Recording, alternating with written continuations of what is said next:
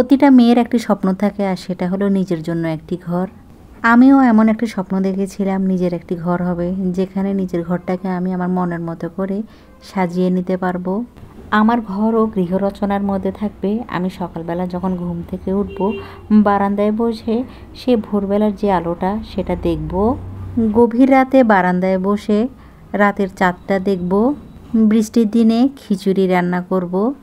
আর সূর্য অস্ত যেতে যেতে 1 কাপ কড়া লিকার দিয়ে চা খাবো। আমার নিজ ঘরটাকে আমি অল্প অল্প করে সাজিয়ে নিতে পারছি। আলহামদুলিল্লাহ, আল্লাহর রহমতে আমার একটি নিজের ঘর আছে। আমার এই গৃহরচনার স্বপ্ন নিয়ে একসাথে অঙ্গীকার করে পথ চলা শুরু করে দিয়েছি আপনাদেরকে নিয়ে। আসসালামু আলাইকুম ভিউয়ার্স, কেমন আছেন সবাই? আলহামদুলিল্লাহ, আমি ভালো আছি। আশা রাখছি যে যেখান থেকে আজকের আমার এই নিউ ব্লগটি দেখছেন সবাই সুস্থ আছেন, ভালো আছেন এবং নিরাপদে আছেন। চলে এলাম নতুন দিনে নতুন আরেকটি ব্লগ আপনাদের সাথে শেয়ার করার জন্য। আশা রাখছি প্রতিদিনের মতো আজকের ব্লগটা আপনাদের অনেক ভালো লাগবে, আর সেই জন্য লাইক দিয়ে ভিডিওটি কন্টিনিউ করে যাবেন। গতকাল একটি এলোমেলো ব্লগ আপনাদের সাথে শেয়ার করেছিলাম। আমি একেবারে নিজের ইচ্ছের বিরুদ্ধে গিয়েই সেটা করেছি, কিন্তু খুব একটা ভালো রেসপন্স না পাওয়াতে আজ সকাল থেকে এক ধরনের গাদার খাটুনি খেটে আমি আজকের ব্লগটা রেডি করেছি। তবে আজকের ব্লগটা একটি স্পেশাল কারণ ছিল রেডি করার, আর সেটা হলো অনেক দিন ধরে আমার কিচেনের কাউন্টারটপটাকে আমি একটু চেঞ্জ করতে চাচ্ছিলাম, আর সেই সাথে আমি অনলাইন থেকে কিছু প্রোডাক্টের অর্ডার দিয়েছি। তো অনলাইন থেকে দেয়া যে প্রোডাক্টগুলো আমি নিয়েছি, সে প্রোডাক্টগুলো দিয়ে আজ আমার কিচেনের কাউন্টারটপটাকে আমি নতুন করে ডেকোরেশন করব।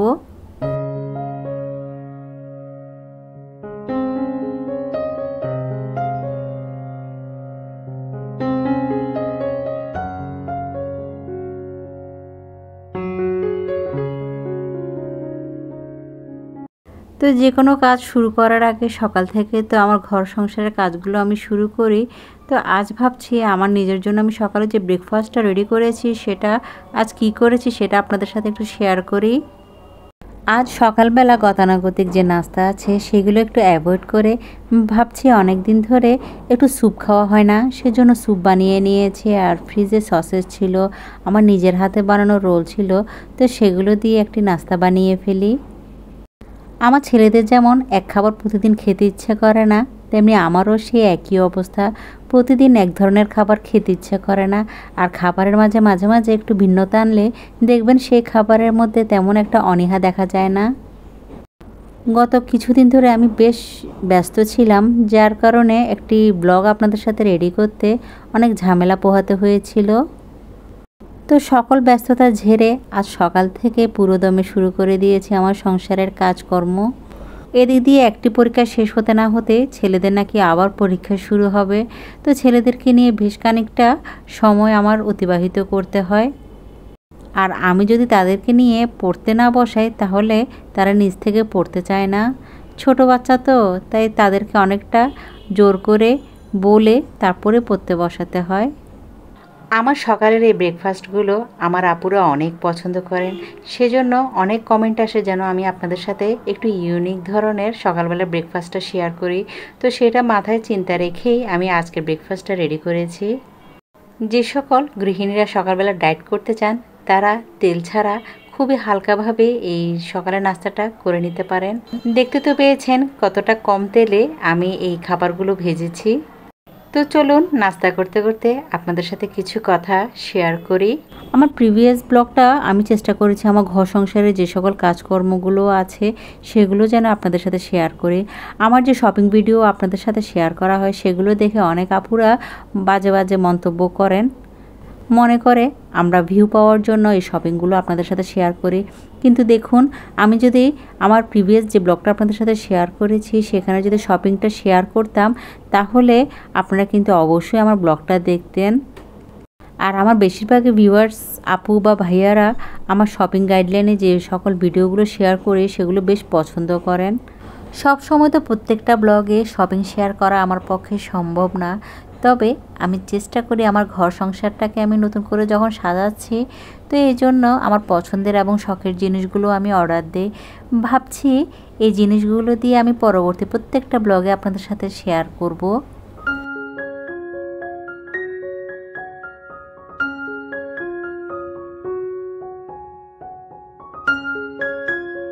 তো যে প্রোডাক্টটার জন্য এতদিন ধরে আমি ওয়েট করছিলাম সেটা আমার হাতের কাছে চলে এসেছে। আমি একসাথে ৬-৭টা প্রোডাক্টের একসাথে অনলাইন থেকে অর্ডার দিয়েছি। ওই যে একদিন পর পর আসে বা ২-৩ দিন পর পর আসে, এমন করতে করতে অনেক লেট হয়ে যায়। তো সেদিন হঠাৎ করে আমি যখন মোবাইল স্ক্রোল করছিলাম আমার একটি পছন্দের জিনিস আমি পেয়ে গিয়েছি।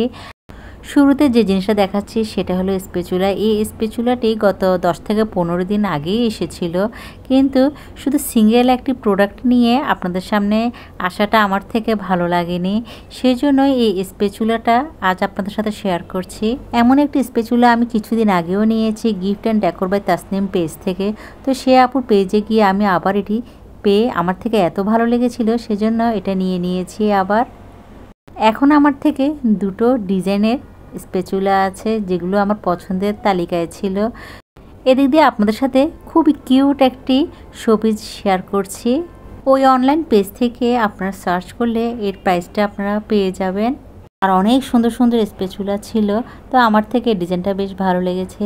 তবে যে শোপিসটা আমি কালেক্ট করেছি সেটার নাম আমি জানি না। এটি এক ধরনের হাতে নির্মিত নান্দনিক পণ্য। এটি যে উপাদান দিয়ে তৈরি করেছিল সেখানে লেখা ছিল জিপসাম কনক্রিট। এখানে 3 পিস ছিল, কিন্তু আমি নিয়েছি 2 পিস। পরবর্তীতে যদি অন্য কোনো কিছু ওই পেজ থেকে অর্ডার দিয়ে দিই তো বাকি যে পিসটা আমি নিই নাই সেটাও আমি নিয়ে নিতে পারি।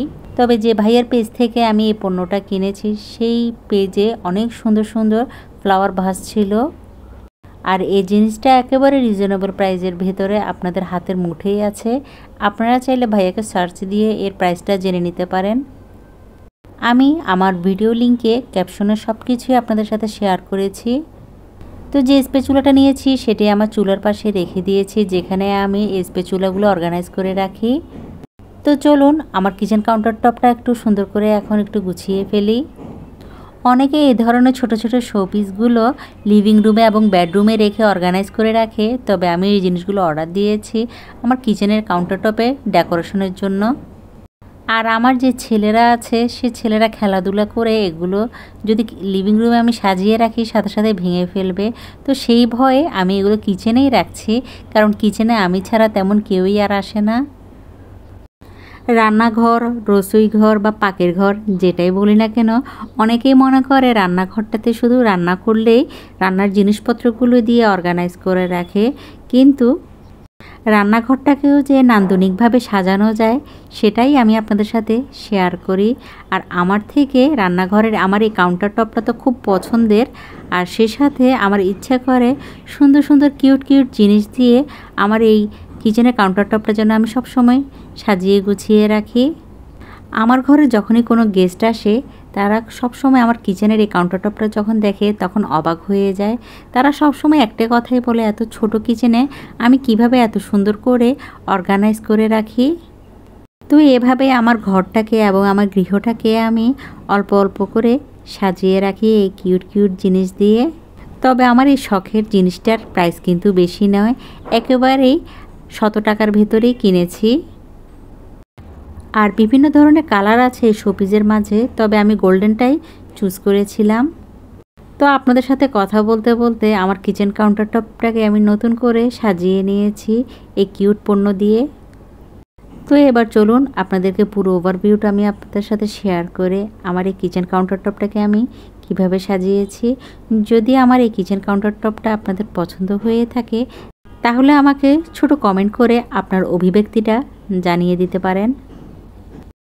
আজ সকাল থেকে আমি অনলাইন থেকে যে সকল পণ্যগুলোর অর্ডার দিয়েছিলাম তার মধ্যে বেশ কিছু প্রোডাক্ট আমার হাতে এসে পৌঁছেছে বিকেলবেলা। তো তখন তো আর শ্যুট করে আপনাদের সাথে শেয়ার করা সম্ভব হয়নি। তো পরবর্তী ব্লগগুলোতে আমি অনলাইন থেকে কি কি পণ্য কিনেছি সেগুলোই আপনাদের সাথে শেয়ার করব। হয়তো আমার এই অনলাইনের পণ্যগুলো দেখে আপনাদের মাঝে এক ধরনের ভালো লাগার সৃষ্টি হতে পারে, আর ভালো লাগা থেকে কিন্তু ভালোবাসার সৃষ্টি হয়। তো শুধু কি পাকের ঘর বা রসোই ঘরকে সাজালে হবে, আমি আমার লিভিং রুমটাকেও আজ একটু সুন্দর করে গুছিয়ে রাখছি। এই একটা রুম যে রুমটাকে আমি অনেকক্ষণ পর্যন্ত পরিষ্কার পরিচ্ছন্ন রাখতে পারি না। আমার এই লিভিং রুমে আমার ছেলেরা খেলাধুলা করে, দুষ্টুমি করে, এত আগোছালো করে রাখে। তো যতক্ষণ পর্যন্ত আমি শ্যুট নিয়ে এটিকে গুছিয়ে রাখি ঠিক ততক্ষণ পর্যন্তই আমার লিভিং রুমটা গোছানো থাকে। আর ওরা যখন স্কুলে থাকে তখনই মনে হয় আমার লিভিং রুমটা পরিষ্কার থাকে, কিন্তু স্কুল থেকে আসলেই শুরু করে তাদের সেই দুষ্টুমি। কিছুদিন আগেও আমার ঘরে কিছু দুর্ঘটনা ঘটেছিল যেগুলো আপনাদের সাথে শেয়ার করা হয়নি। আমার ডাইনিং রুমে যে ওয়াশ বেসিনটা আছে সেই ওয়াশ বেসিনে যে হ্যান্ড ওয়াশার ছিল সে হ্যান্ড ওয়াশারগুলোতে বল মেরে ভেঙে ফেলেছিল। সেই সাথে আমার কিচেনে যে হ্যান্ড ওয়াশারটা ছিল সেটা যখন এখানে এনে দিয়েছিলাম সেটাও একদিন পরে ভেঙে ফেলেছিল। তো রাগ করে আমি আর ওখানে কোনো কিছুই রাখিনি, শুধু একটা প্লেটে করে কিছু হ্যান্ড ওয়াশ রেখে দিয়েছিলাম। তো কী আর করার, শখের জিনিসগুলো যখন ভেঙে যায় তখন যে কতটা কষ্ট লাগে, কিন্তু কিছুই তো করার নেই বলুন। ছেলে মানুষ ঘরে যখন টুকিটাকি খেলাধুলা করে তখন এটা ওটা জিনিস ভেঙে ফেলে। তো এদিক দিয়ে আমার লিভিং রুমটাও আমি মোটামুটিভাবে ক্লিন করে নিয়েছি। বেশ কিছুদিন আগে আমার লিভিং রুমের একটি ভিডিও আপনাদের সাথে শেয়ার করেছিলাম, যেখানে আমি নতুন একটি পর্দা দিয়েছি। আমার সেই ব্লগটা দেখে অনেক আপুরা অনেক সুন্দর সুন্দর কমেন্ট করেছিল, আর সেই সাথে অনেকেই আমার এই পর্দাটার লিংক জানতে চেয়েছিল। আমি তো সব কিছুই ব্লগে বলে দিয়েছি। আপুরা হয়তো আমার প্রত্যেকটা ব্লগ একটু টেনে টেনে দেখেন দেখেই কথাগুলো ভালোভাবে খেয়াল করেন না। আর প্রত্যেকটা ব্লগে আমি অনেক ধরনের ইনফরমেশন আপনাদের সাথে শেয়ার করি, তো যার কারণে না শোনার কারণে আপনারা অনেকেই অনেক ধরনের কমেন্ট করে প্রত্যেকটা জিনিসের সম্পর্কে জানতে চান। তো আমার এই পর্দা নিয়ে তো অনেকেই অনেক কথা জিজ্ঞেস করেছিল, আর সেই সাথে আমি বলেও দিয়েছি এটি আমি ডার্ক লিফ পেজ থেকে নিয়েছি, আর সেটি ফেসবুক পেজের। তো আমার থেকে এর প্রাইস নিয়েছিল 550 টাকা। তো আপনারাও এই ধরনের ছোটোখাটো জিনিস দিয়ে আপনাদের ঘর সংসারটাকে সুন্দর করে সাজিয়ে নিতে পারেন। আমার ঘরের প্রত্যেকটা জিনিস কিন্তু খুব একটা দামি নয়, অল্প অল্প করেই শপিং করে আপনাদের সাথে সেটা শেয়ার করার চেষ্টা করি। আর আমার মতো মধ্যবিত্ত পরিবারে যারা বিলং করেন তারাও কিন্তু এই ধরনের জিনিসগুলো দিয়ে আপনার ঘরটাকে সুন্দর করে সাজিয়ে গুছিয়ে রাখতে পারেন। তো অনেক তো হলো ঘরটাকে সুন্দর করে সাজিয়ে গুছিয়ে নেওয়া, আর এখন কিচেনে চলে এসেছি দুপুরে রান্নাবান্না করার জন্য। এতটুকু দেখার পর কোথাও কোনো অংশ যদি আপনাদের ভালো লেগে যায় তাহলে ছোট্ট রিকোয়েস্ট করে নিচ্ছি, আমার ব্লগের কোথাও কোনো অংশ যদি আপনাদের ভালো লেগে যায় তাহলে সাবস্ক্রাইব করে পাশে থাকা অল বেল বাটনটি প্রেস করে রাখবেন। আর আপনি যদি এই জিনিসটি ফেসবুক পেজ থেকে দেখে থাকেন তাহলে ফলো দিয়ে আমার সাথে থেকে যাবেন। আর এই কাজগুলো যারা করে ফেলেছেন সকলকে অসংখ্য ধন্যবাদ জানাচ্ছি। আজ চিচিঙ্গা রান্না করছি, আর সেটা ডাল দিয়ে, চিংড়ি মাছ দিয়ে। এ ধরনের সবজিগুলো আমার ডাল দিয়ে রান্না করতে বেশ ভালো লাগে আর খেতেও বেশ পছন্দ। তো একটু ভালোভাবে কষিয়ে এখন গরম পানি দিয়ে দিচ্ছি। আজ একটু তরকারি বেশি পরিমাণে রান্না করছি, কারণ একটু হাসপাতালে খাবার পাঠাবো, সেজন্য সবজিটা একটু বেশি পরিমাণে রান্না করছি। আর সেই সাথে দেশি মুরগি রান্না করছি। দেশি মুরগি হতে তো অনেকক্ষণ সময় লাগে, সেজন্য ভালোভাবে মশলা দিয়ে মাংসটা মেখে আমি প্রেসার কুকারে বসিয়ে দিয়েছিলাম। আর 10 থেকে 12টা সিটি দেওয়ার পরে আমি এখন নামিয়ে আবার কিছুক্ষণ চুলার উপরে রান্না করব। তবে আজ আমি দেশি মুরগির সাথে একটু আলুও দিয়েছি, কারণ মাঝে মাঝে দেখা যায় আমার ছেলেরা যখন মাংস রান্না করি তখন আলুটা খুব লাইক করে। তো আবারও ভালোভাবে সিদ্ধ হয়ে যাওয়ার জন্য গরম পানি দিয়ে দিয়েছি। আর এটি হয়ে যাওয়ার পরে ধনিয়া পাতা দিয়ে নামিয়ে ফেলবো। ও আপনাদেরকে তো একটি কথা শেয়ার করা হয়নি, প্রিভিয়াস ব্লগে আমার ননদের হাজব্যান্ড এবং তার ছেলে ছোটোটা তো হাসপাতালে ভর্তি ছিল, যেটা আপনাদের সাথে শেয়ার করেছিলাম। তারা এখন আলহামদুলিল্লাহ কিছুটা সুস্থ আছে, তবে এখনও বাসায় ফেরেনি। হয়তো আগামীকাল আল্লাহ তাআলা চাইলে ফিরে আসতে পারে। আমি জানি সেই ব্লগটা কেউই হয়তো দেখেনি, সেই জন্যই হয়তো অনেকেই জানে না। তো কিছুই তো করার নেই, আমাদের লাইফে অনেক সময় অনেক কিছুই ঘটে থাকে।